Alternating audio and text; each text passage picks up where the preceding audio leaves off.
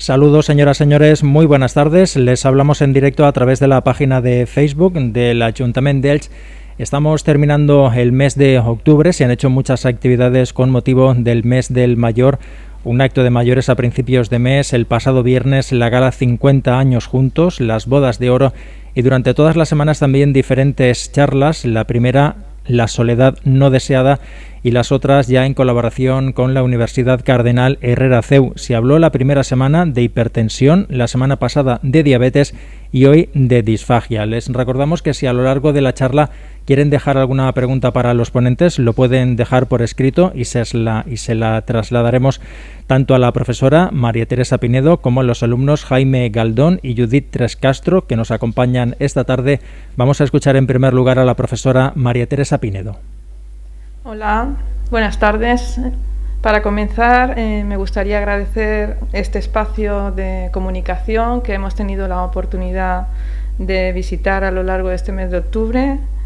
Hemos realizado este ciclo de charlas digitales sobre temas de salud. Creemos y esperamos que hayan sido útiles y prácticas.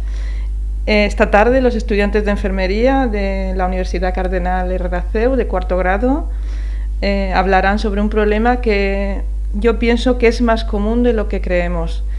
Se produce en personas mayores de 65 años, pero también hay personas que lo sufren porque han tenido alguna afección neurodegenerativa o que han pasado algún accidente cerebrovascular, ictus, y cabe la posibilidad que las personas que rodean a ese familiar no reconozcan el problema, es decir, que no lo detecten porque desconocen cómo se produce, los síntomas iniciales. Yo creo que Judith Trescastro y Jaime nos van a ayudar mucho esta tarde y nos van a hacer ver esas situaciones que podemos estar viviendo y desconocemos. Paso la palabra a Jaime Galdón. Ay, sí. Vale. Hola a todos los que nos ven, yo soy Jaime Galdón, estudiante del CEU, y voy a empezar a hablar de la disfagia. Por el nombre, esta enfermedad es poco reconocida, la gente no suele saber qué es, pero es una enfermedad que, como ha dicho Maite, está muy presente en nuestra sociedad y sobre todo afecta a los mayores. Y voy a empezar definiendo qué es la disfagia, que se definiría como la dificultad para deglutir, es decir, para tragar, y se debe a un fallo en el transporte de los alimentos líquidos o sólidos de la boca al estómago. Esta dificultad puede ir desde una leve dificultad para tragar hasta la incapacidad completa. Y también, como ha dicho Maite, es una enfermedad con una alta prevalencia. Estudios a nivel mundial estiman que está en torno al 10%. En nuestro país la prevalencia es un poquito más baja, se encuentra en alrededor del 7,8%. Esta enfermedad, como también he comentado al principio, afecta sobre todo a las personas mayores. Numerosos estudios estiman que el 15% de las personas mayores a 65 años sufre esta enfermedad, lo que es unas cifras bastante altas.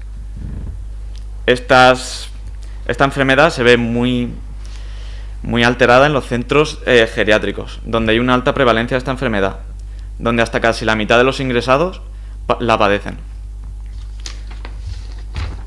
Ahora voy a pasar a hablar de las consecuencias que tiene esta enfermedad en nuestro organismo. Esta enfermedad, al no poder tragar, no poder hacer la deglución, pues va a hacer que perdamos peso y por tanto hay una desnutrición. También afecta, igual que al alimento, con el agua pasa lo mismo. Por lo tanto existe una deshidratación por el miedo a beber, por lo tanto hay que usar espesantes. También hay un riesgo de infecciones pulmonares. Esto se debe a que al no poder tragar bien, parte del alimento puede ir al pulmón y producir una broncoaspiración. Y todo esto hace que nuestro organismo esté más débil y hay un mayor riesgo de enfermar y una menor respuesta a la medicación. ¿Y cómo podemos saber que una persona a la que cuidamos o algún familiar tiene esta enfermedad? Pues hay una serie de signos y síntomas que podemos observar para saber que tenemos esta enfermedad. Hay varios, voy a comentar unos cuantos. Los más característicos. El primero sería la necesidad de carraspear la garganta tras comer o beber agua. Otro sería la tos durante o después de las comidas. También si quedan restos de comida tras la deglución. También está el babeo o el cierre inadecuado de los labios, del que hablaremos más adelante. El atragantamiento con determinados alimentos, sobre todo alimentos que tienen varias capas, como por ejemplo el kiwi, que tiene pepitas, tiene varias pieles. Y con el agua, lo mismo que he comentado antes. También si existe la necesidad de triturar la comida, porque alimentos sólidos no pueden comer, o también si necesitan espesar el agua. Y también puede aparecer otros dos que son más generales, que sería la fiebre sin otra causa aparente y una pérdida de peso progresiva, sin otra causa que lo explique.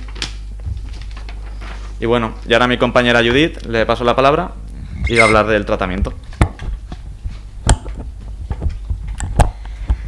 Bueno, buenas tardes, yo soy Judith Tres Castro, como bien me ha presentado mi compañero, y voy a continuar hablando sobre los objetivos del tratamiento de la disfagia.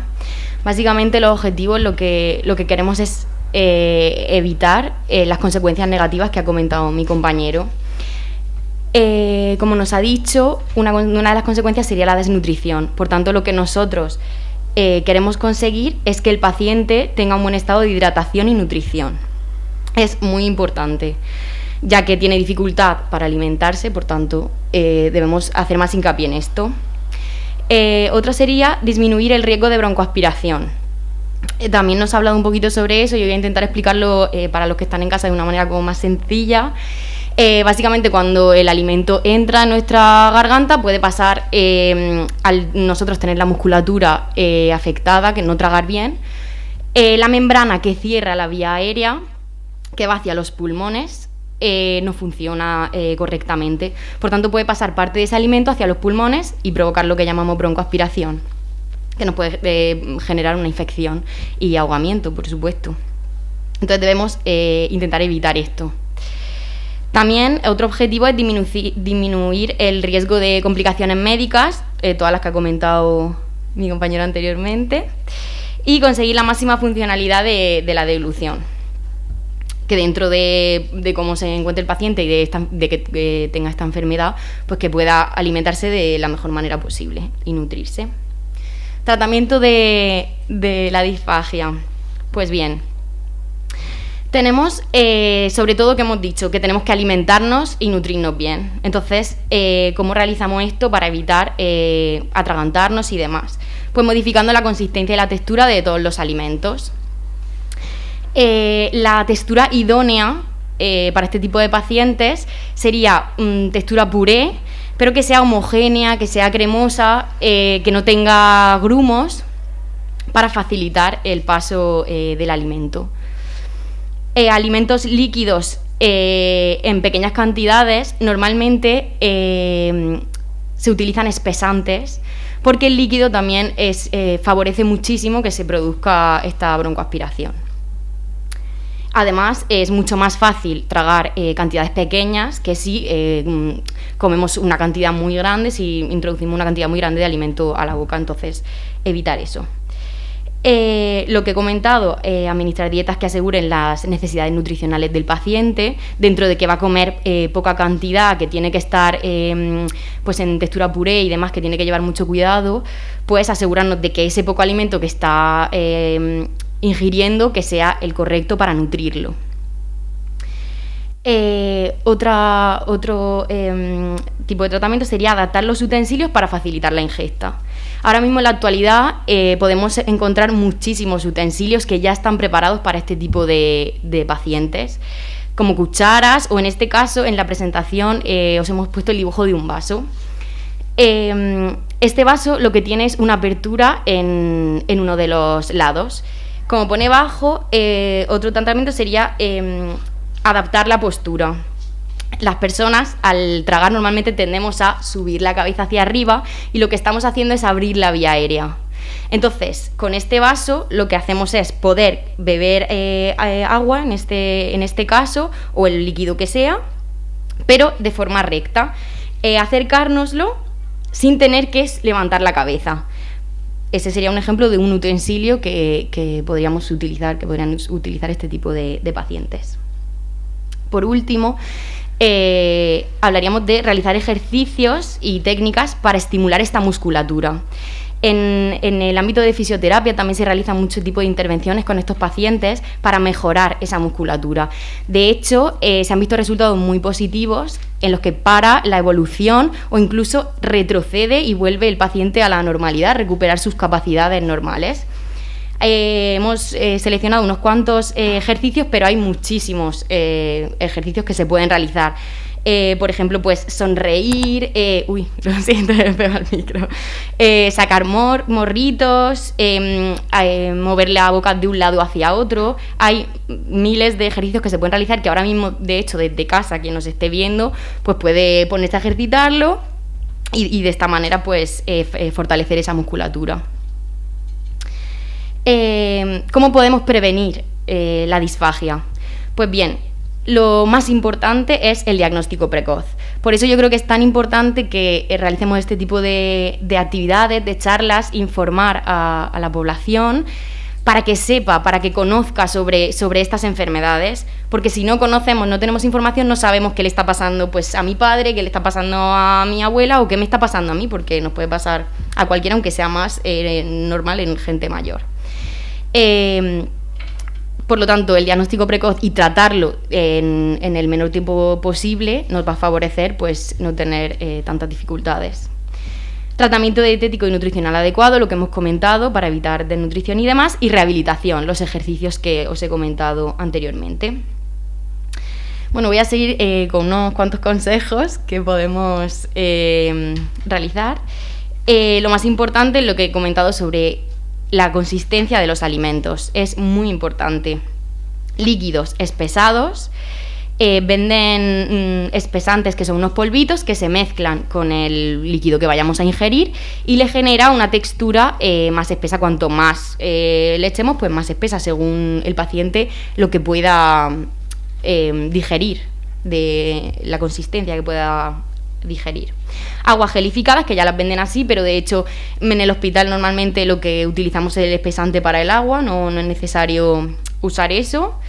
Y sólidos triturados, lo que hemos dicho, con textura suave, homogénea, que sea una consistencia adecuada. Todo esto nos va a facilitar que el bolo pase vaya por su camino correcto hacia el estómago y no se nos vaya a la vía aérea, a los pulmones. Advertencias que tenemos que tener en cuenta. Pues en cuanto a la alimentación, debemos evitar cierto tipo de alimentos que nos van a dificultar la deglución, ¿no? El tragar de forma correcta, como pueden ser los alimentos pegajosos. Lo que ha comentado sobre el kiwi, por ejemplo, que tiene distintas texturas, es importante también. Evitar las pepitas, evitar que en una comida se consuman distintas texturas, como por ejemplo puede ser una sopa con fideos o algo así. Evitar los grumos también, por eso la importancia de las cremas homogéneas, y evitar comer tumbado, por lo que he comentado. Cuando estamos hacia atrás abrimos la vía aérea, entonces favorecemos que se produzca la broncoaspiración. Debemos evitar esto. Y bien, con esto termino. Le paso el micro a nuestra profesora, Maite. Bueno, ha sido muy... has dado ejemplos concretos. Para repasar todo eso que tú comentabas, pero como truco o como regla para que la gente que tiene el problema se quede o se le fije en la memoria, el tema de la postura que tú acabas de decir, a veces se nos olvida. La persona tiene que estar sentada en posición de 90 grados. Si no puede, pues si está sola y tiene que comer sola, debería ponerse algunos cojines para que intente que el cuello esté hacia abajo y de esta forma, como Judith ha comentado, se proteja la vía aérea. Nunca debemos utilizar cañitas, porque se nos olvida porque como lo hacemos de manera involuntaria, cuando nosotros tragamos no respiramos. Por lo tanto, cuando la cañita la cogemos y aspiramos, en ese momento, en ese momento la persona se puede aspirar mal y que el fluido, el líquido, se le vaya por la vía aérea. Es decir, es muy peligroso. No deben utilizar nunca cañitas, ni deben coger una botella e intentar beber desde el cono de la botella, porque eso abre y echa para atrás la vía aérea. Es decir, que son cuestiones que la gente en general piensa que la cañita es más fácil y que va a ser saludable, pero es todo lo contrario. Es decir, son costumbres que tenemos y que debemos evitar, sobre todo en personas que tengan, por ejemplo, pues con el envejecimiento, pues los órganos de la voz, las cuerdas vocales, la estructura de la boca, cambia por motivos del envejecimiento. Y puede ser que la epiglotis, que es la lámina esa que tapa la tráquea, para evitar que cuando nosotros comemos se nos vaya el alimento por la vía que no es decir, por la vía respiratoria, pues esa lámina pierde su funcionalidad. Es decir, lo normal en un adulto sano es que abra y cierre, pero en una persona con determinados problemas, pues no tenga esa rapidez de cierre. Por eso Judith comentaba que los alimentos deben tener una textura un poquito más sólida, más consistente, que por eso creo que en la presentación yo he visto que hay 3 texturas: néctar, miel y pudding, que son digamos el sólido o la textura que se pueden dar en la persona. Entonces sería interesante tener todas estas recomendaciones en cuenta de cara a que la persona con esas problemáticas pues no tenga un problema de aspiración. Que realmente el problema de aspiración, si le pasa un día, a lo mejor no ocurre nada, pero pensemos que esto se repita a lo largo del tiempo, es decir, que todos los días se aspire un poquito, ¿no? ¿Y eso qué pasa? Pues que se va pudiendo el riesgo de una infección, y ese riesgo de infección nos lleva a una neumonía en las personas mayores. No sé, Jaime, si tú quieres aportar.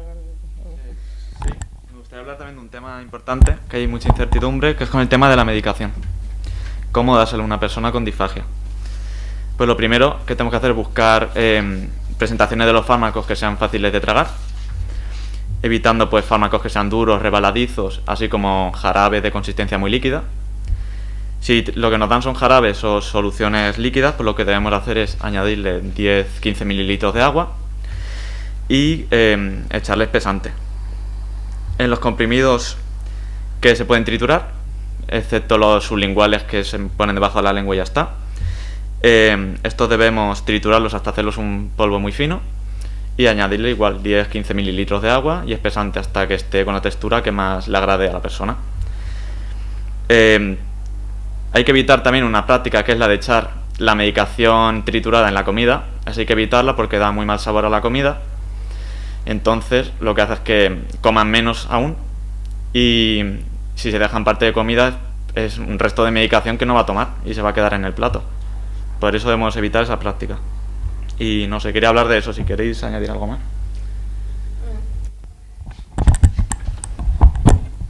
Bueno, yo si habéis terminado, me gustaría hacer hincapié sobre lo que he dicho, que es que creo que es de vital importancia este tipo de charlas, informar, y me gustaría hablar de un caso un poco para concienciar a la gente que me sucedió a mí estando en el hospital. Teníamos un paciente que estaba con principio de demencia y demás, y había ya padecido una broncoaspiración y había estado bastante grave, le había pasado. Entonces se comentó con su mujer, que era la cuidadora, la que estaba con él en el hospital, que no podía tomar nada de líquido, que todo con espesante y demás. Al día siguiente vino la hija, la madre no le comunicó lo que le habíamos comentado, y nosotros no la vimos entrar. De repente nos llamaron, el hombre se le había producido otra broncoaspiración, y cuando llegamos, que estaba solo, tenía una botellita de agua que le había dejado la hija al lado. El hombre se puso muy mal, muy grave, y estuvo al borde de la muerte. Evidentemente, esa hija no quiere hacerle daño a su padre, por supuesto, estaba fatal. Lo que quiero decir con esto es que es muy importante que conozcamos sobre las enfermedades que tienen nuestros familiares, sobre las recomendaciones que hemos hablado, ponerlas en práctica y saberlo es todo, porque por el desconocimiento podemos crear una situación muy complicada sin ser conscientes de ello. Por desconocimiento. Exacto.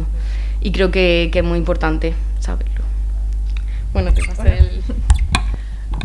Bueno, no sé si os surge alguna cuestión que a nosotros se nos pierda o que no pensemos en ello. A mí el tema que ha comentado Jaime me preocupa porque tendemos a hacerles, igual que cuando los nenes son bebés y le hacemos purés porque no pueden comer, pues a las personas mayores se les tiende a hacer los mismos purés y las mismas comidas repetidamente, y a todo el mundo nos gusta tener, pues sentir el placer de los alimentos, de lo que es una comida, pues con los sabores. Y entonces las personas de determinada edad que tengan este problema, yo considero que es muy importante prestarle atención a estos detalles de la presentación de los platos, de no ser repetitivos, de intentar darle determinados sabores, pues con el aceite de oliva o con algún tipo de copos de puré de patata, por ejemplo, porque en la gastronomía y más en nuestro país tenemos esa suerte. Y no olvidar que la persona pues tiene ese problema, pero tenemos que intentar cuidar esas comidas para que sean placenteras, ¿no? Porque es una forma enriquecer los platos para que la persona se sienta bien. Luego, las personas mayores necesitan concentrarse, creo yo, a la hora de comer, puesto que tienen esta problemática de que se pueden ahogar o pueden aspirar en cualquier momento. Siempre sería interesante no poner la tele, que preste atención al plato, que cuando le cojamos, si le estamos dando, o el cuidador o un familiar o el personal de enfermería, le estamos dando la comida, pues con cada cucharada decirle coma y insistirle, porque una persona, por ejemplo, con determinado nivel de Alzheimer, por poner un ejemplo de demencia, se le olvida, es decir, entre cucharada y cucharada se le olvida que está comiendo. Entonces, todos estos detalles pues hacen que la persona pues se sienta mejor, más cuidada, y por supuesto se hace más placentero el hecho de comer, que es algo que hacemos todos los días. Sí, se te ocurren que me gustaría cosas. Comentar que, no, con respecto a lo de, porque sí, solo estamos hablando como de purés y demás, sí, pero claro, al final, si el diagnóstico es precoz, está comenzando la disfagia y demás, no tiene por qué solo comer purés, que al final es como, tiene disfagia, tiene que comer purés, sí, no sería tampoco así. Puede comer alimentos pues con textura blanda y demás, intentando evitar lo que hemos dicho, pues raspas, semillas y todo esto, y realizando una rehabilitación y demás, puede mejorar muchísimo y llevar más o menos una alimentación relativamente normal, que no tiene por qué ser siempre, claro, el puré del que hablamos, que es lo más común y al final a lo que más tendemos, sí, pero bueno, que no es para dejarlo claro. Depende del grado de exacto. Yo me he puesto en el grado ya mayor. Sí.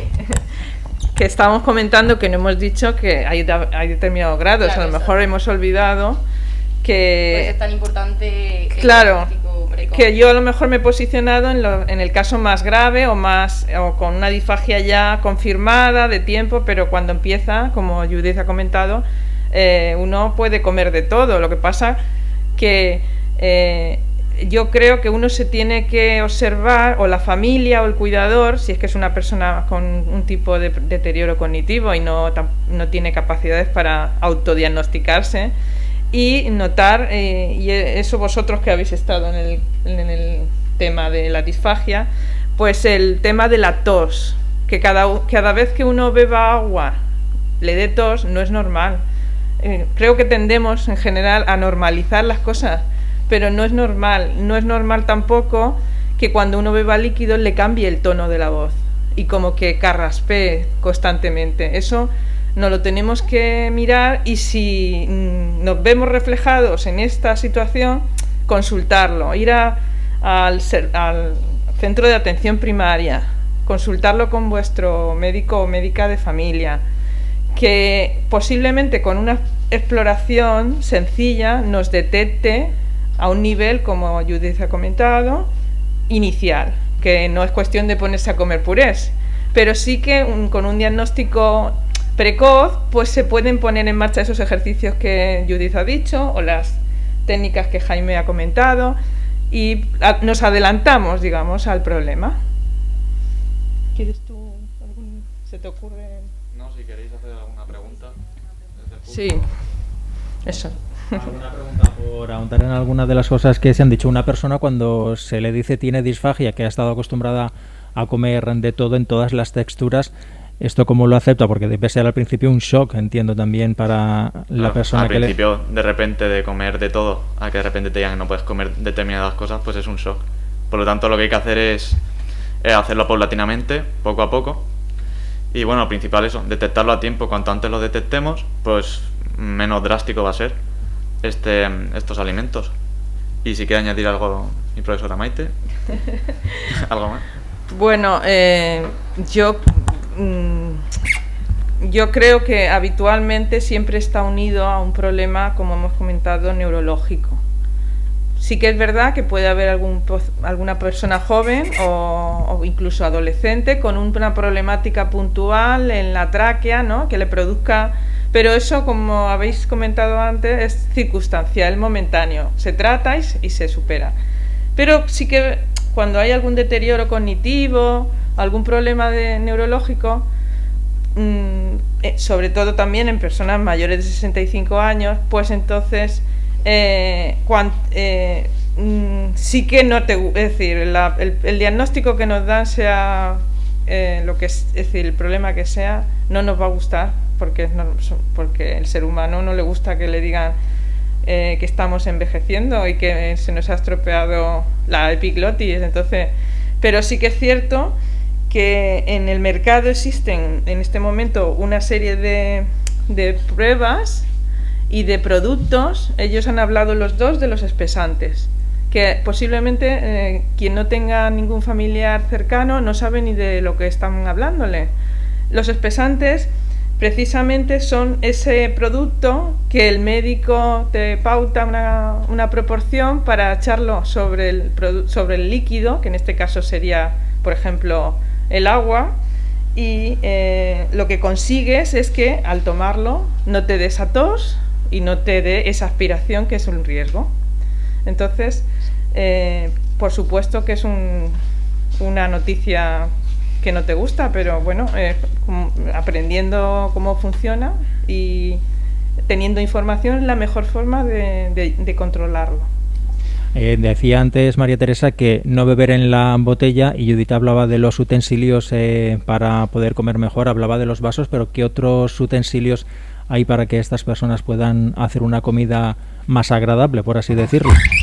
Pues hay, por ejemplo, cucharas también especiales para eso, para favorecer que todos los utensilios que utilizamos normalmente tienden a hacernos levantar la cabeza.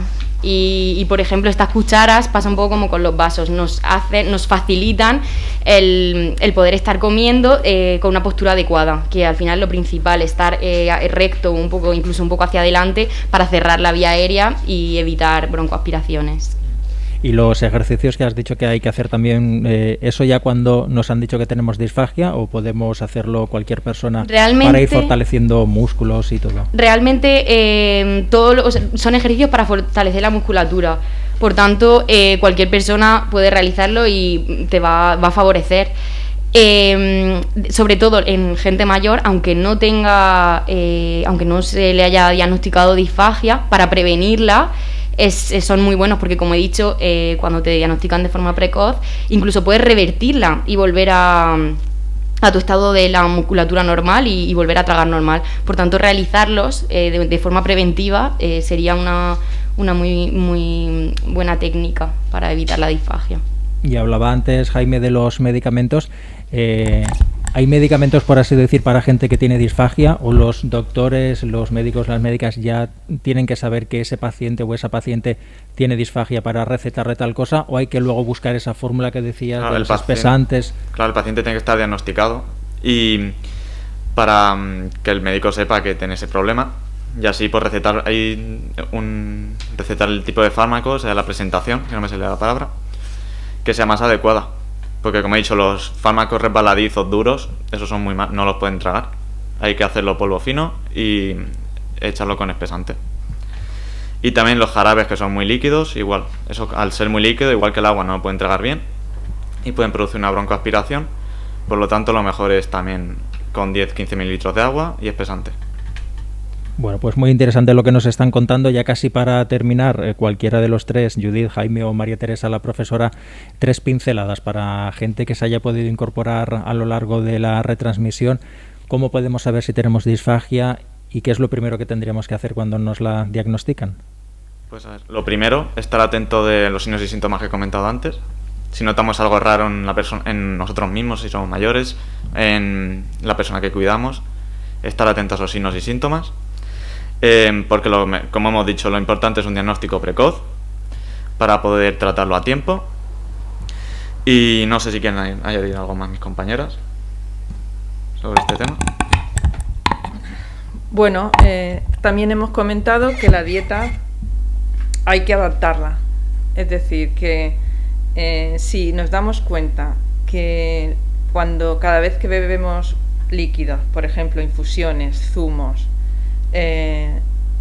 posiblemente el uso de las cañitas, si nos damos cuenta que repetidamente sentimos como pues carraspeo, tos, cambio de la voz, tenemos que acudir a nuestro centro de atención primaria y consultar, porque posiblemente nos tienen que dar indicaciones para cambiar la textura de la dieta. Es decir, posiblemente hasta que no se hagan las pruebas no podremos beber líquidos en su estado normal. Es decir, tendremos que solidificarlos con los espesantes. ¿Alguna se te ocurre? Muy importante la rehabilitación, que ha comentado también Judith. Los otro, ejercicios sí, que hemos comentado. También, sí. Muy importantes para fortalecer y hacer más fácil la devolución. Y por mí ya estaría, si queréis añadir alguna cosa. Pues no se me ocurre así. Pues agradecer a los tres que nos hayáis acompañado esta tarde, a la profesora María Teresa Pinedo y a los alumnos Judith Tres Castro y Jaime Galdón. Terminamos con esta charla de disfagia organizada por el Ayuntamiento en colaboración también con la Universidad Cardenal Herrera CEU. Estas charlas que durante las últimas semanas les hemos acercado sobre hipertensión, diabetes y hoy sobre disfagia, cerrando ya casi este mes de octubre con todas las actividades organizadas con motivo del mes del mayor. Gracias a los tres por habernos acompañado. Y gracias también a todas las personas que han seguido esta retransmisión a través de la página de Facebook del Ayuntamiento d'Elx. Gracias y muy buenas tardes.